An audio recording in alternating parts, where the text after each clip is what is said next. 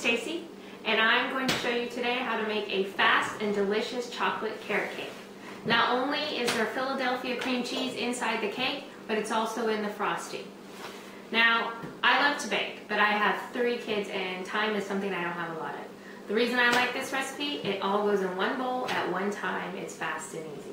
So all I do is add all my ingredients. This is flour and sugar. I like to go ahead and sift my cocoa powder so I don't get any little lumps or in my batter. So I just sift in my cocoa powder. Sometimes you gotta help it go through a little faster there. So once that's done, I'm gonna go ahead and add the rest of my ingredients. I've got 4 eggs, half a teaspoon of orange zest, some baking soda and salt, and 1¼ cup of vegetable oil. Now the last thing that's in this ingredients that took me forever was finely shredded carrots. Okay, this is the way I used to shred my carrots. After getting tennis elbow and a few scraped knuckles, I just found this is out. Now my life is much easier. I just add my carrots into my food processor. And this is the problem. We always have problems with food processors. Oh, and I want to make sure that these are pretty finely chopped. I don't want to have any big hunks of carrot in there. So that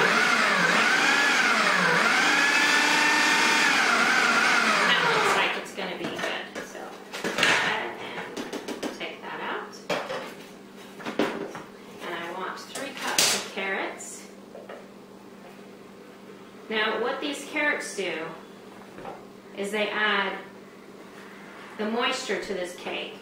Not only along with the carrots, the cream cheese also helps moisten this cake a lot. Now, I know about the tennis elbow from Grady's carrots because once you make this cake, everybody asks you to make it over and over again. So there's 2, and then we need 1 more cup here. Well, that was 3. There we go. Alright, so 3 cups of my carrots. And last but not least, the most important ingredient, 3 ounces of Philadelphia cream cheese. And that goes right in there. Now all I have to do, turn it on. Be careful. Don't make the mistake of turning it on too fast at one time.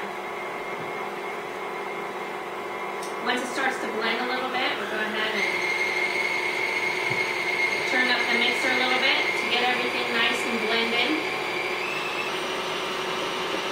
Alright, that's looking really good.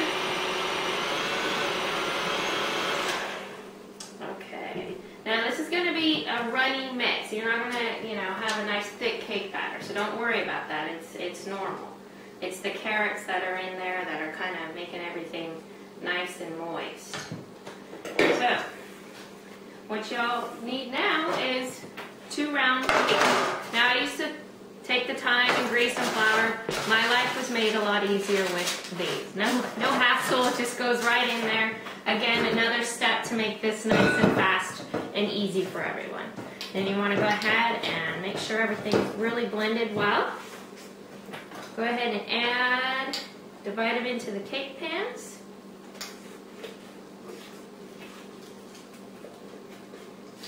Make sure we get all the goodness out of this bowl.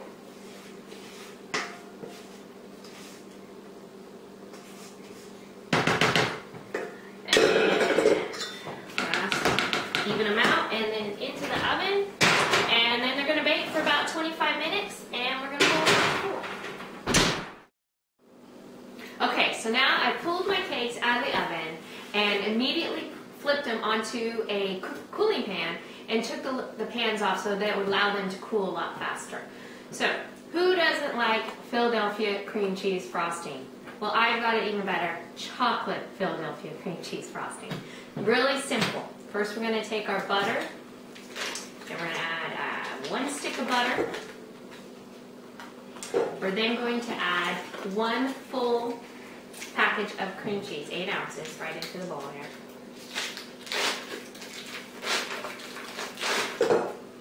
And then we're going to go ahead and mix it until it's nice and creamy. Now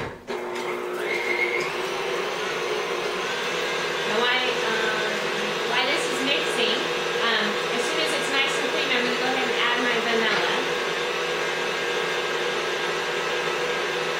So that looks good. I'm going to add my 3 teaspoons of vanilla. And kind of blend that just a little bit. I'm going to go slow here so I don't get vanilla splashed all over the place. Now what I did was I went ahead earlier. I like to sift my powdered sugar and my cocoa together. It's not necessary, but I just see it comes out more smooth, and you don't have chunks of cocoa powder in the frosting. So I'm going to go ahead and turn it down to stir, and I'm going to slowly start to add my powdered sugar mixture. I'm going to add half of that, and I'm going to go ahead and scrape my bowl so that it's stuck to the sides. Scrape that down in there.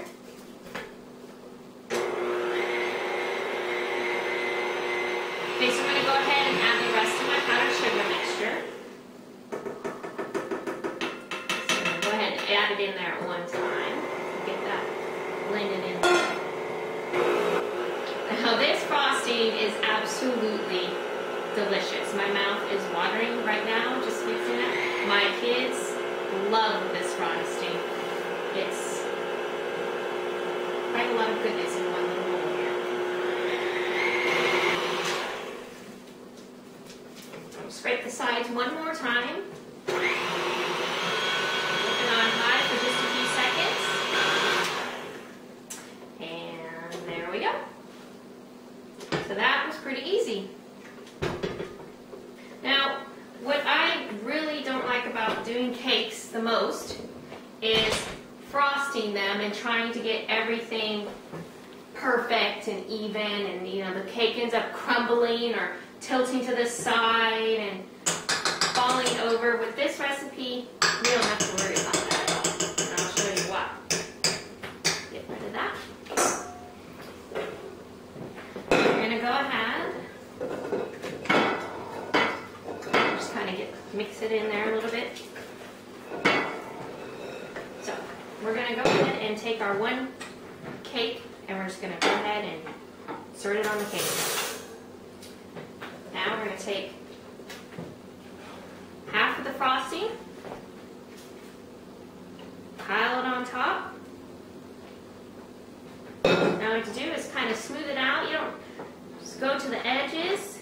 You just want to kind of have it a little bit level there, so it's nice and kind of flat.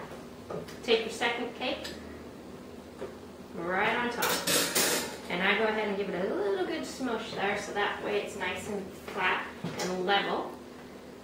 Rest of my frosting,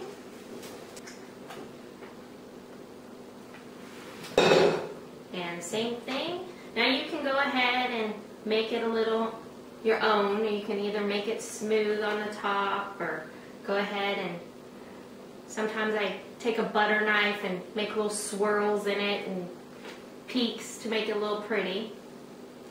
It all depends on what I have the time for. And there you go. Now what you can do is also take about a quarter cup of chocolate chips. Go ahead and you can either throw them on there or put them on there one by one if you want. I also have made this with the pecans on top. I have a lot of people that have nut allergies where I work, and friends that have them, so I tend to not put my pecans on unless I'm making it for somebody that I know really wants the pecans on there. But that is one scrumptious looking cake right there. All with Philadelphia cream cheese in the cake, in the frosting, and I'm telling you, you're going to enjoy this. My kids do, and so does my family. Thank you.